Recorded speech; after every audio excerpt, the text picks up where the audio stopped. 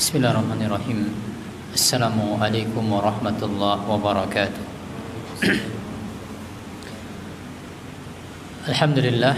Alhamdulillahi hamdan katsiran tayyiban mubarakan fihi kama yuhibbu rabbuna wa yardah. Wassalatu wassalamu ala Rasulillah wa ala alihi wa sahbihi wa mawalah wa la haula wa la quwata illa billah, amma ba'du. Ikhwan dan akhwat rahimani wa rahimakumullahu jami'an. Alhamdulillah kita bisa berjumpa kembali di kesempatan sore hari ini, melanjutkan pelajaran kita membahas tentang karakteristik waktu sepanjang siang. Namun sebelum kita lanjutkan, ada satu pengumuman penting yang ingin saya sampaikan. Ya, mudah-mudahan Allah gantikan dengan yang lebih baik. Kita akan mengakhiri pengajian ini. Mungkin pekan depan adalah pertemuan kita yang terakhir, sehingga majelis ini tidak kita lanjutkan setiap Senin ba'da maghrib di masjid ini. Namun insyaallah akan kami ganti di masjid ini setiap ba'da zuhur hari Selasa. Ya, jadi tujuannya adalah supaya lebih berorientasi kepada mahasiswa dan para sivitas akademika nanti, karena waktu zuhur lebih ramai sivitas akademika FBE UI nanti, sehingga modelnya nanti adalah tausiah singkat ba'da zuhur di masjid ini, sehingga kita putuskan majelis ini tidak kita lanjutkan setiap Senin ba'da maghrib, sehingga di pertemuan terakhir mungkin pekan depan insyaallah saya akan coba rangkumkan ya poin-poin penting yang sudah kita bahas sejak awal. Apa saja insyaallah akan saya rangkumkan di pertemuan berikutnya. Tapi jelas saya yakin tetap terbuka untuk umum yang majelis setiap ba'da zuhur setiap hari Selasa bagi antum yang ingin hadir. Namun kita belum sepakati dengan panitia, dengan takmir tentang temanya. Namun kalau saya nanti mengusulkan tetap tema ini, namun tentu formatnya nanti berbeda karena lebih singkat. Saya akan ambilkan poin-poin singkat karena waktunya yang terbatas. Ya, mudah-mudahan bisa dimaklumi dan mudah-mudahan Allah gantikan dengan yang lebih baik bagi kita semua. Silahkan ikhwan memanfaatkan waktu Senin ba'da maghribnya. Kalau memang di sini nanti tidak ada aktivitas lainnya, tidak ada majelis lagi setiap Senin ba'da maghrib, alhamdulillah sekarang sudah mulai banyak di sekitar kita di sini majelis-majelis lainnya. Ada Ustaz Ami di Pogung setiap hari Senin. Saya yakin di Concat sini juga ada beberapa majelis. Ya, silahkan ikhwan dan akhwat sekalian mencari majelis lainnya. Ya, saya pribadi tetap nanti saya akan ada majelis, cuma saya belum pastikan, kemungkinan ada majelis baru nanti di, kalau tidak di Pandega, di Jalan Monjali nanti. Baik, kita akan lanjutkan pembahasan kita dari pekan yang lalu mengenai karakteristik waktu sepanjang siang. Dan kita melihat apa definisi waktu tersebut yang disebutkan oleh Rasulullah, disebutkan oleh Allah Subhanahu wa taala dalam Al-Qur'an. Kita ulangi lagi konteksnya, kenapa kita membahas hal tersebut? Karena sekali lagi, di antara hal yang mempengaruhi produktivitas kita adalah kecocokan antara aktivitas dengan waktu. Itulah kenapa kita harus paham karakteristik waktu. Untuk waktu ini, aktivitas seperti apa yang paling ideal? Itu konteksnya. Dan kita banyak melihat contoh-contoh bagaimana para salaf mereka membagi waktu mereka, termasuk nanti yang akan kita bahas terkait waktu siang. Bagaimana para salaf, generasi saleh terdahulu, mereka memanfaatkan waktu siang. Kenapa kita perlu melihat hal tersebut? Karena saya kutipkan perkataan Syekh Shalih Al-Utsaimin hafizahullah taala dalam kitab Syarah Tazkiratus Sami'. Saya belum sempat terjemahkan di sini. Kata Syekh Shalih Al-Utsaimin, "Wal aslu anna al-qa'idata al-kulliyata fi ma salaf alaihi an-nas akmal." Kata Syekh Shalih Al-Utsaimin, pada asalnya prinsip-prinsip yang berlaku pada manusia di generasi awal Islam, pada generasi salaf, prinsip tersebut lebih sempurna. Wa ma hadasa min al-ahwal allati ghayyarat taba'i'ul khalqi fa innaha tudirru bihim. Adapun perkara-perkara yang datang belakangan, arrangement yang datang belakangan, yang itu mengubah tabiat manusia. Ya, manusia sebenarnya punya tabiat seperti ini, tapi kondisi sekarang tabiat ini berupaya untuk diupayakan untuk diubah. Maka kata Syekh Shalih Al-Utsaimin, fa innaha tudirru bihim. Hal tersebut bisa mendatangkan mudarat bagi manusia. Jadi prinsip-prinsip mendasar di antaranya ini konteksnya Syekh Shalih Al-Utsaimin membahas ini adalah masalah pembagian waktu. Ya, beliau menjelaskan pembagian waktu yang dijelaskan dalam kitab Tazkiratus Sami. Waktu pagi itu idealnya untuk apa, waktu siang idealnya untuk apa, waktu malam idealnya untuk apa. Ini dikomentari oleh Syekh Shalih Al-Utsaimin, pembagian waktu yang dilakukan oleh salaf seperti ini itu lebih sempurna kata beliau. Ketika ini kemudian ada upaya untuk mengubah, maka nanti ada sedikit banyaknya ada mudarat. Contoh kata Syekh Shalih Al-Utsaimin, fa inna nas fi masalaf masalan kanu yubkiruna bi naumihim. Contoh, manusia di generasi awal Islam dulu, mereka punya kebiasaan kalau tidur itu dini, cepat, ba'da isya tidur. Wa yubakkiruna bi yaqadatihim.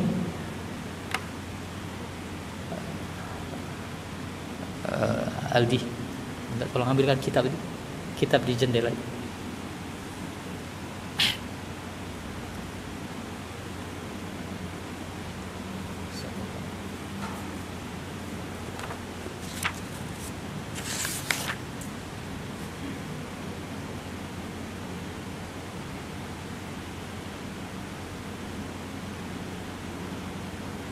Baik, ya benar. Kata Syekh Shalih Al-Utsaimin, kebiasaan orang dulu kalau tidur awal, kalau bangun juga awal. Maka jelas hal seperti ini kata Syekh Shalih Al-Utsaimin itu lebih bermanfaat bagi manusia. Ya, maka ini kalau pendapat Syekh Shalih Al-Utsaimin, kita perlu untuk melihat bagaimana salaf secara umum mereka membagi waktu mereka terkait aktivitas mereka. Karena prinsipnya hal-hal mendasar, kaidah-kaidah mendasar yang dilakukan oleh para salaf seperti itu, kata beliau itu lebih sempurna dan lebih bermanfaat. Ya, saya sudah sampaikan dulu di pertemuan awal-awal bagaimana awal munculnya teori produktivitas yang awalnya hanya betul-betul berdasarkan sudut pandang materialistis. Ya, sudut pandangnya murni ekonomi, sesuatu yang sifatnya materialistik seperti itu. Orang tidak paham akan ada dampak-dampak negatif yang muncul belakangan. Mereka setelah menjalani teori produktivitas yang awal muncul itu, akhirnya muncul mudarat-mudarat. Tidak terbaca adanya dampak lingkungan pada awalnya. Oke, kita secara angka, secara hitung-hitungan ekonomi bertambah produktivitasnya, tapi ternyata ada ongkos lingkungan yang harus dibayar. Ada lagi dampak-dampak negatif pada diri seseorang, masalah kesehatan mental dia, masalah kehidupan sosial dia seperti apa, kehidupan keluarga dia seperti apa, kondisi psikologis dia seperti apa. Ada dampak-dampak seperti itu. Yang pada awalnya munculnya teori produktivitas, orang ingin meningkatkan produktivitas, mereka tidak bisa membaca adanya hal-hal mudarat, dampak efek samping seperti itu. Itu yang saya sampaikan di awal. Kenapa kita berfokus kepada asbab-asbab syar'i? Karena asbab-asbab syar'i itu jelas tidak ada dampak negatifnya. Ya. Sehingga ini prinsip mendasarnya untuk kita pahami kembali konteksnya kenapa kita melihat pembagian waktu, karakteristik waktu, lalu kita lihat contoh bagaimana salaf mereka menempatkan aktivitas untuk waktu-waktu tersebut. Ini dia alasannya. Baik, sekarang kita lanjutkan. Kita ulangi lagi sedikit. Kita pada pertemuan terakhir sudah membahas tentang al-hajirah, ya.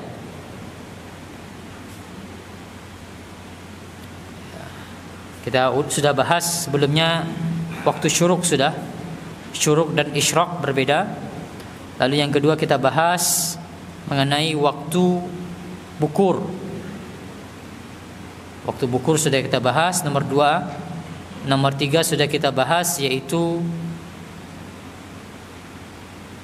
Ghudwah. Ghudwah diantaranya Nabi sebutkan tentang hadis menjenguk orang sakit di waktu Ghudwah. Lalu yang keempat adalah duha.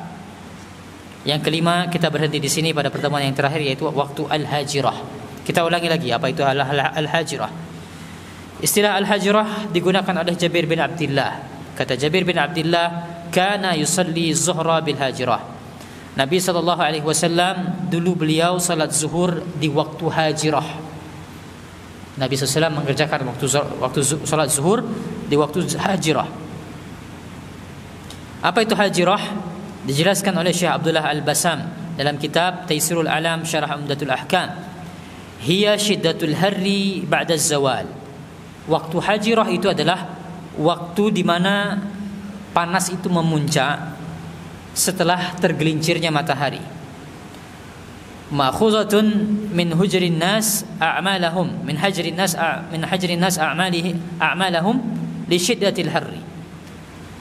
Kenapa disebut sebagai waktu hajirah? Karena manusia ketika itu mereka menghajar pekerjaan mereka, yaitu mereka meninggalkan pekerjaan mereka. Ini kebiasaan orang zaman dulu seperti itu. Kalau sudah masuk waktu hajirah, mereka beristirahat, meninggalkan pekerjaan. Nah, diriwayatkan oleh Jabir bin Abdullah, Nabi dulu salatnya untuk salat zuhur di waktu hajirah. Sehingga ya kita katakan tepat istilah orang sekarang isoma. Apa itu isoma? Istirahat, salat, mungkin makannya yang ini kita pertanyakan. Ya, kalau zaman dulu Nabi dan para sahabat itu makan itu tidak 3 kali sehari. Berapa kali mereka makan? 2 kali. Kebiasaan para sahabat dulu mereka makannya 2 kali sehari, dan makannya bukan yang kedua, bukan di waktu zuhur. Sehingga kalau istirahat dan salat digabungkan, ini tepat. Karena di waktu hajirah ini istirahat dari pekerjaan dan Nabi mengerjakan salat zuhur.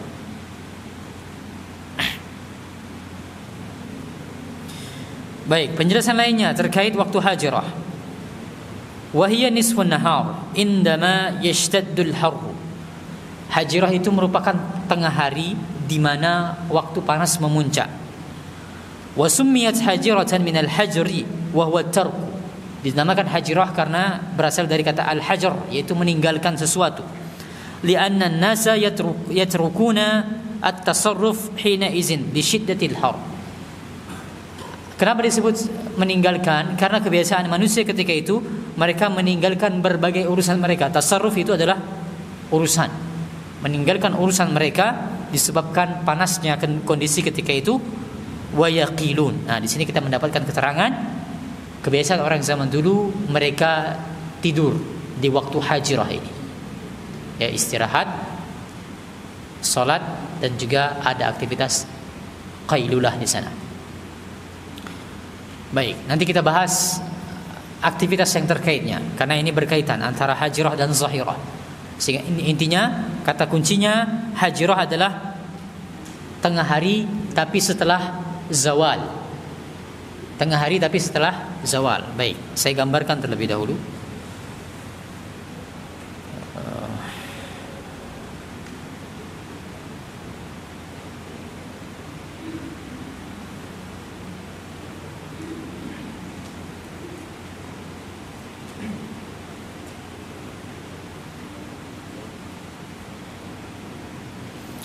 Baik.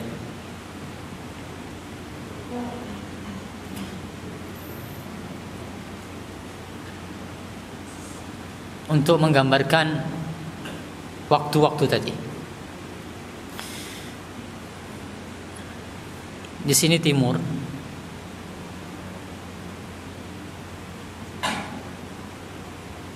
Ya, timur. Lalu di sini barat.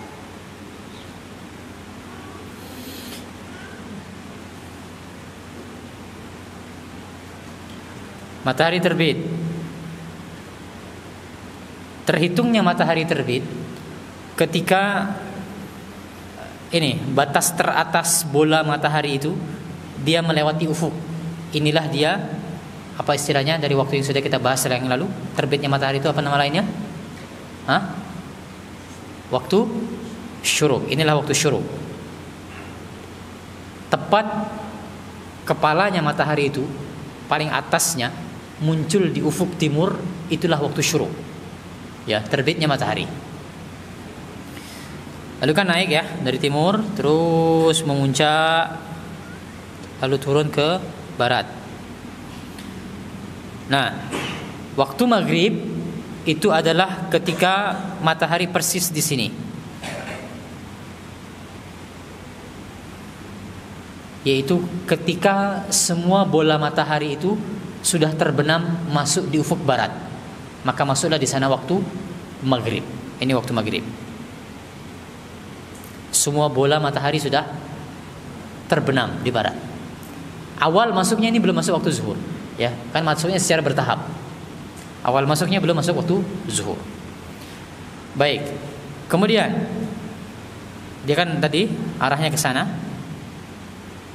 Naik sedikit setinggi tombak, itulah yang disebut dengan waktu apa?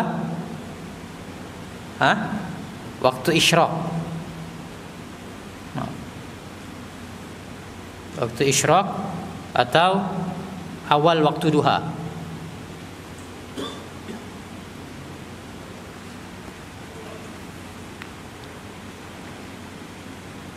Itulah awal waktu duha. Kemudian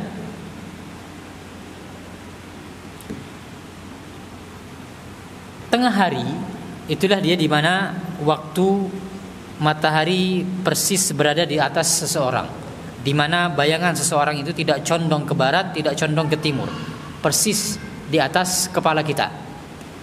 Ini dengan istilahnya banyak, ada yang menyebut ini sebagai waktu istiwa, ya. Waktu istiwa atau meridian pas. Baik. Ketika matahari persis di atas kepala kita, ini termasuk waktu larangan sholat, ya. Untuk waktu larangan sholat, termasuk juga waktu larangan untuk memakamkan jenazah. Tidak boleh dikuburkan ketika matahari persis di atas. Sehingga waktu zuhur bukan dimulai dari sini. Waktu zuhur itu dimulai dari ketika matahari itu sudah mulai tergelincir. Makanya istilah zawal berasal dari kata zala yazulu, yaitu tergelincir. Apa maksudnya matahari tergelincir? Matahari tidak persis di atas kita, tapi sudah mulai bergeser ke barat sedikit. Ya, sudah mulai bergeser ke barat sedikit. Inilah yang disebut dengan waktu zawal. Sehingga bayangan itu terbentuk ke arah timur sedikit. Bayangan nanti ke arah sini dia. Kalau tadi persis di atas, bayangan tidak condong ke kanan dan ke kiri. Nah, maka ini zawal disebut waktu zawal. Yang ini merupakan waktu zuhur. Waktu zuhur itu merupakan waktu zawal, ya, ketika matahari sudah mulai tergelincir.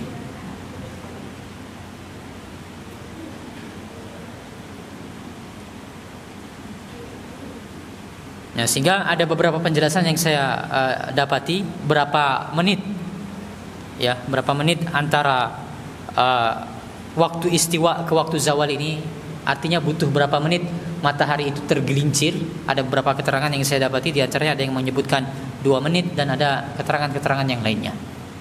Tapi intinya menunggu matahari itu tergelincir terlebih dahulu. Nah, kita kembali lagi tadi ke definisi waktu hajrah, syiddatul hari ba'da zawal. Nah, sehingga inilah yang disebut dengan waktu hajrah tadi. Disinilah waktu hajrah tadi. Ya, ketika matahari sudah mulai tergelincir dan panas memuncak di sana. Kebiasaan orang zaman dulu, mereka meninggalkan pekerjaan, mereka tidur siang di sana, dan Nabi diriwayatkan pernah mengerjakan sholat zuhur di waktu ini, awal tergelincirnya matahari. Baik.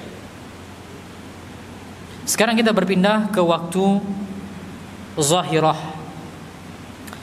Waktu zahirah disebutkan dalam beberapa riwayat. Di antaranya riwayat yang sudah kita baca, kata Uqbah bin Amir radhiyallahu anhu, salasu sa'atin kana an-nabiy sallallahu alaihi wasallam yanhana.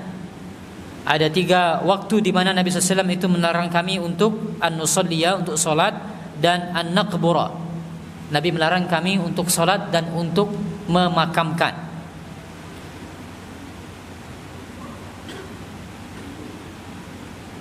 Tiga waktu tersebut, yang pertama tadi di waktu syuruk, hina tatlu'u syams, ya, ketika matahari terbit sampai matahari itu dia meninggi. Kalau sudah meninggi, masuk waktu isyraq, masuk waktu duha, sudah boleh sholat, sudah boleh memakamkan.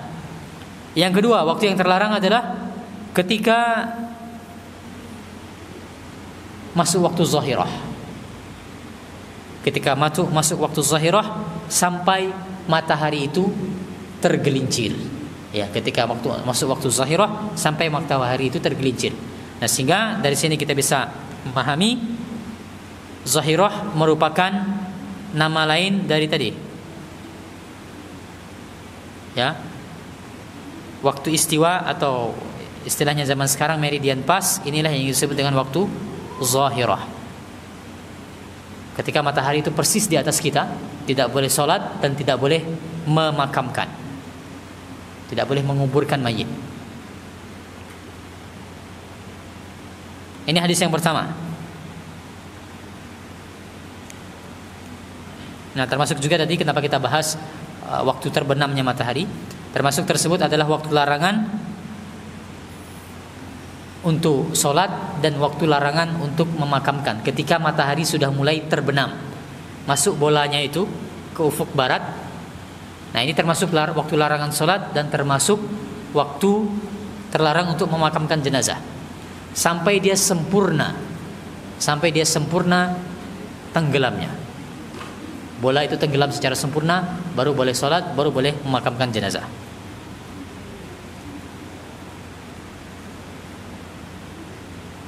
Ya, di sini juga disebutkan definisi zahirah adalah tengah hari, persis tengah hari.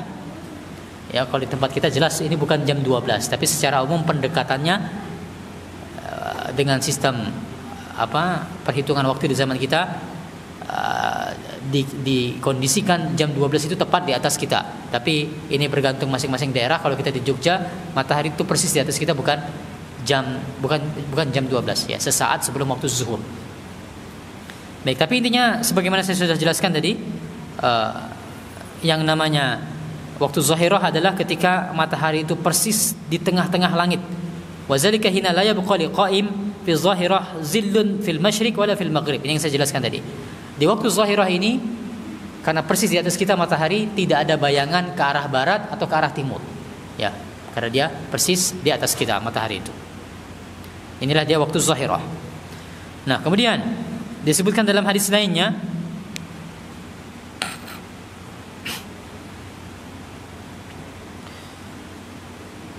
ya, hadisnya panjang tentang pertama kali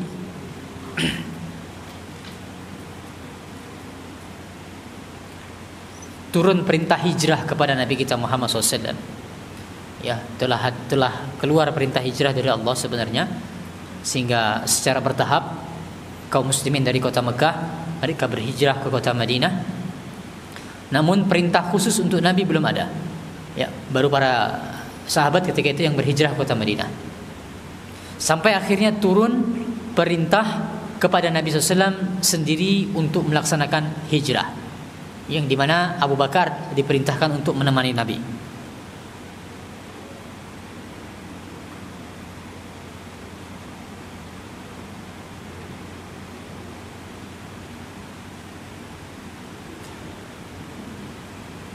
Maka intinya dalam hadis ini, hadisnya panjang. Intinya dalam hadis ini disebutkan Rasulullah sallallahu alaihi wasallam mengabarkan kepada Abu Bakar bahwasanya telah datang perintah untuk berhijrah, dan Abu Bakar diperintahkan untuk menemani Nabi SAW untuk berhijrah. Disebutkan oleh Ibunda Aisyah, Nabi datang ke rumah Abu Bakar di waktu zahirah. Datang di waktu zahirah ketika persis matahari di atas. Nah, maka disebutkan dalam hadis ini, nah, Abu Bakar mengatakan, "Fidan laka abi wa ummi." Aku tebus bapak ibuku dengan dirimu wahai Rasulullah. Wallahi, demi Allah, in jaa bihi fi hadhihi sa'ah illa li amrin. Kata Abu Bakar, demi Allah wahai Rasulullah, tidaklah engkau datang di waktu ini kecuali untuk perkara yang penting saja. Ya, tidaklah engkau datang di waktu ini kecuali untuk perkara yang penting saja. Sehingga para ulama menarik kesimpulan berdasarkan hadis ini, berdasarkan perkataan Abu Bakar ini, bukan kebiasaan Rasulullah SAW untuk bertamu di waktu tengah hari seperti ini. Ya, bukan kebiasaan Nabi SAW untuk bertamu di tengah hari seperti ini. Sehingga termasuk waktu ini, sebagaimana sudah kita bahas, di antara aktivitas arahan bagaimana kita mengatur aktivitas di tengah hari adalah tidak bertamu di tengah hari. Ya, tidak bertamu di tengah hari, karena Nabi SAW tidak pernah melakukan hal tersebut kecuali kalau sangat-sangat urgen. Nah, sehingga itu definisi zahirah dan al-hajirah tadi. Baik, sekarang kita bahas tentang aktivitasnya. Yang pertama, aktivitas di waktu tengah hari sebagaimana dulu pernah kita singgung, kita ulangi lagi dan saya tambahkan keterangan sedikit di sini, adalah tengah hari merupakan waktu terbaik untuk menulis menurut penjelasan beberapa ulama. Dijelaskan oleh Ibnu Jama'ah dalam kitab Tazkiratus Sami' wal Mutakallim, sebagaimana juga dijelaskan oleh Al-Imam Al-Khatib Al-Baghdadi dalam kitab Al-Jami' li Akhlaqir Rawi. Ya, disebutkan di sini ayyuqsima awqata lailihi wa naharihi wa yaghtanim ma baqiya min umrihi. Hendaknya para penuntut ilmu itu dia membagi waktu siang dan malamnya. Ya, intinya kita melompat saja. Disebutkan oleh Al-Khatib, wa ajwadul awqati li hifzi al-ashar. Waktu terbaik untuk menghafal adalah di waktu sahur. Walil bahsi al-ibkar. Waktu untuk belajar atau untuk meneliti itu paling bagus adalah di waktu ibkar. Waktu bukur, sudah kita bahas definisi waktu bukur. Lalu yang menjadi pelajaran kita adalah walil kitab wasatun nahar. Waktu terbaik untuk menulis adalah tengah hari. Baik, ini penjelasan Ibnu Jama'ah dan juga penjelasan Al-Khatib Al-Baghdadi demikian. Waktu terbaik untuk menulis adalah di waktu tengah hari.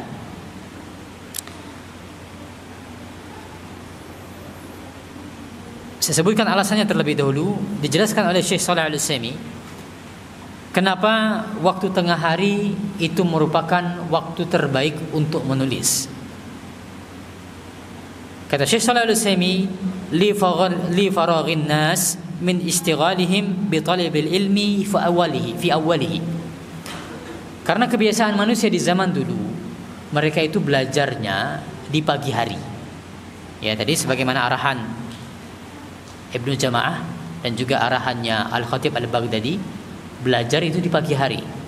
Sehingga kebiasaan mereka di zaman dulu, kata Syekh Shalih Al-Utsaimin, setelah mereka selesai belajar di pagi hari, mereka kemudian pulang kembali ke tempat mereka. Maka ketika itulah mereka kemudian berada dalam kondisi terbaik untuk menulis. Kenapa? Karena pikirannya masih fresh membawa ilmu. Baru belajar tadi, baru dibekali dengan banyak referensi, banyak ide dia dapat dari majelis ilmu, kemudian dia pulang, dia membawa ide yang banyak untuk menulis. Maka ini alasannya, kata Syekh Shalih Al-Utsaimin, kenapa waktu terbaik untuk menulis adalah di waktu siang hari. Karena diawali kita di pagi hari, kita melatih diri kita untuk belajar seperti itu. Dan inilah rahasianya kenapa banyak ulama terdahulu mereka sangat produktif dalam menulis. Ya, contoh ini sudah pernah kita bawakan. Ya, saya tuliskan. Kecocokan waktu dengan aktivitas ini sangat berpengaruh pada produktivitas. Contohnya adalah Ibnu Jarir At-Tabari dan Abdul Ghani Al-Maqdisi yang sangat produktif dalam hal berkarya dengan tulisan, yang mereka itu punya kebiasaan tidur siang dan menulis setelah mereka tidur siang. Ya, sudah saya kutipkan ini ya, tentang perkataan Al-Qadi Abu Bakar bin Kamil tentang kebiasaan Ibnu Jarir At-Tabari. Ibnu Jarir At-Tabari makan menjelang siang, lalu dia tidur dengan baju dari katun yang berlengan pendek. Kemudian dia bangun salat zuhur, lalu menulis buku sampai asar. Ini kebiasaan Ibnu Jarir At-Tabari yang sekali lagi saya kutipkan. Ibnu Jarir At-Tabari disebutkan oleh sebagian ulama sebagai penulis terbesar di dalam Islam. Dalam sejarah Islam, Ibnu Jarir At-Tabari adalah orang yang paling produktif menulis. Karyanya sangat banyak, 351.000 lembar. Dia punya kebiasaan menulis di siang hari. Demikian juga dengan Abdul Ghani Al-Maqdisi. Disebutkan oleh Az-Zahabi dalam Tazkiratul Hufaz bahwasanya dia punya kebiasaan tidur sebentar sebelum zuhur, lalu menulis ba'da zuhur sampai datangnya waktu maghrib. Sehingga sekali lagi kata kuncinya adalah menulis ba'da zuhur. Ini contohnya, kecocokan aktivitas dengan waktu itu membuahkan produktivitas. Baik. Sehingga aktivitas di siang hari yang pertama adalah menulis. Yang kedua adalah aktivitas di siang hari yaitu qailulah. Itulah dia tidur siang. Yang ini sudah kita bahas. Sudah pernah kita bahas, yaitu bagaimana tidur siang itu sangat-sangat berpengaruh terhadap produktivitas kita. Baik. Saya bukakan kembali pembahasannya.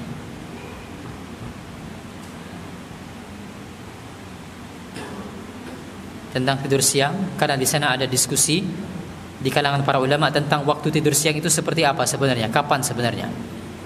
Ya, ini dia hadisnya, kata Nabi sallallahu alaihi wasallam, "Qilu fa inna syayatina la taqilu." Tidur sianglah kalian karena setan tidak tidur siang.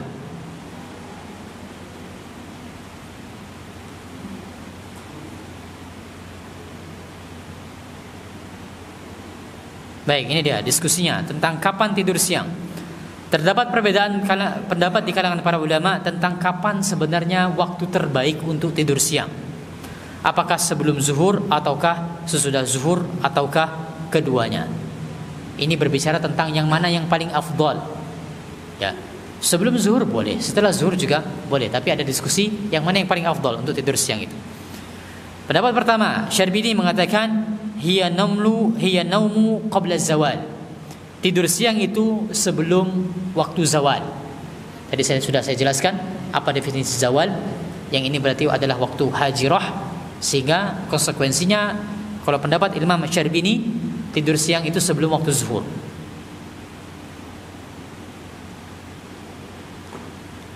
Al-Munawi juga mengatakan qailulah adalah tidur di pertengahan siang. Ya, pertengahan siang tadi adalah waktu zahirah. Ya, di pertengahan siang adalah di waktu zahirah, entah itu ketika zawal atau mendekati waktu zawal, sebelum atau sesudahnya. Al-Badri Al-Aini mengatakan qailullah itu di waktu zahirah. Ya, qailullah terbaik itu adalah di waktu zahirah. Tadi sudah kita bahas apa definisi zahirah, yaitu ketika persis matahari di tengah, di atas kita, ya, ketika matahari persis di atas kita, ya sekitar itu tentunya, ya, karena dia tidak lama berada di waktu itu. Kalau menurut Al-Badri Al-Aini, waktu tidur terbaik adalah ketika di waktu zahirah tadi. Dan pendapat yang paling kuat, sebagaimana sudah pernah saya sampaikan, qailullah itu paling afdal adalah setelah zawal, ya.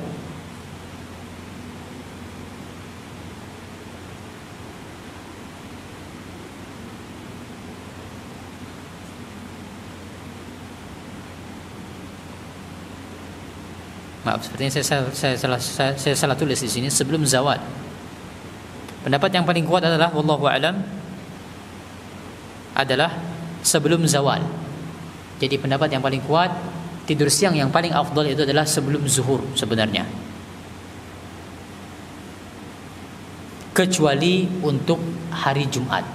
Sebagaimana penjelasan yang pernah saya dengar langsung dari Syekh Akram Hamid Al-Bukhari. Kebiasaan Nabi dan para sahabat dulu, mereka tidur siang di waktu sebelum zuhur, kecuali untuk hari Jumat, ya, karena mereka melakukan al-bukur itu, mereka bersegera untuk mendatangi sholat Jumat, makanya mereka tunda tidur siang mereka setelah Jumatan. Tapi selain hari Jumat, kebiasaan para sahabat tidur siangnya adalah sebelum zuhur.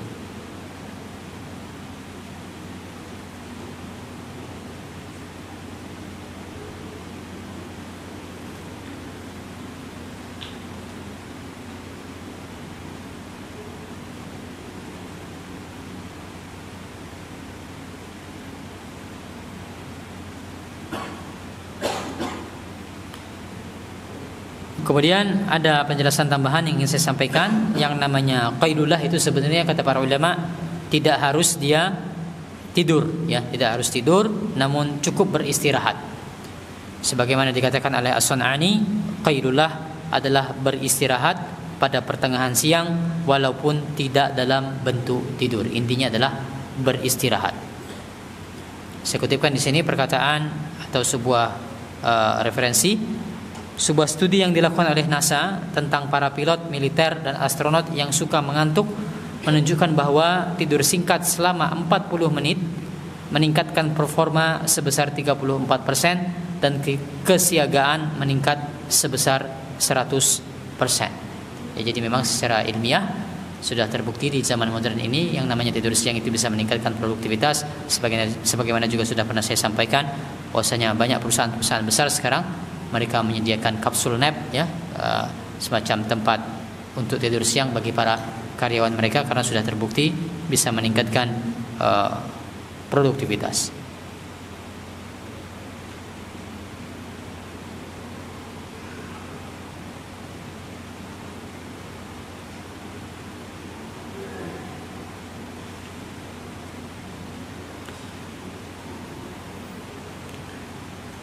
Baik, sehingga demikian yang terkait dengan waktu di siang hari.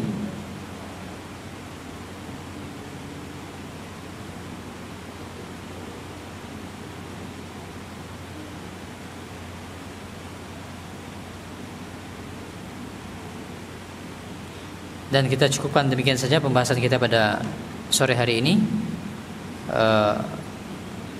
Intinya ada dua istilah di sini untuk waktu siang yang digunakan dalam Al-Quran dan hadis, atau digunakan dalam hadis, yaitu tadi sudah kita baca mengenai hajirah dan zahirah, dan aktivitas yang cocok untuk keduanya kita cukupkan. Waktu yang tersisa menjelang azan Isya kita gunakan untuk tanya jawab kalau ada pertanyaan, dan tidak ada tanya jawab nanti setelah azan Isya. Wallahu a'lam. Sallallahu ala nabiyina Muhammad wa ala alihi washabbihi wasallam. Silakan kalau ada pertanyaan bisa dikirimkan seperti biasanya ke nomor WhatsApp panitia. Baik, ada pertanyaan yang masuk. Pertanyaan pertama, berapa waktu makan siang terbaik? Berapa waktu? Oh, jam berapa? Mohon maaf, jam berapa ya?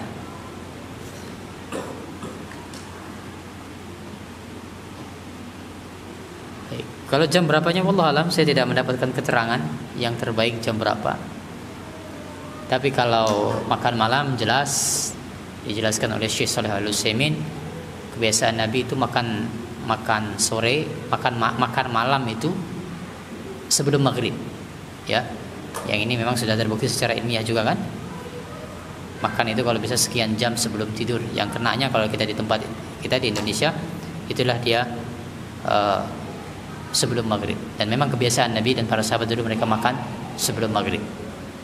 Tapi kalau ditanya jam berapa makan siang, wallah alam, saya belum mendapatkan keterangan waktu yang paling ideal. Kalau tidak ada keterangan dari syariat, tidak ada keterangan dari Al-Quran dan hadis, maka ya dikembalikan kepada ilmu kesehatan. Jam berapa ilmu kesehatan menganjurkannya.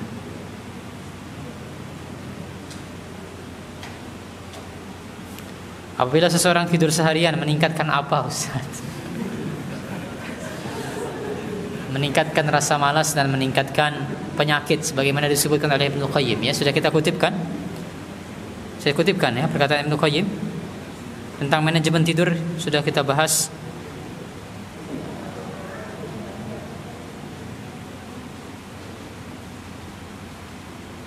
Mana perkataan Ibnu Qayyim? Kebanyakan tidur bisa menjadi sumber penyakit.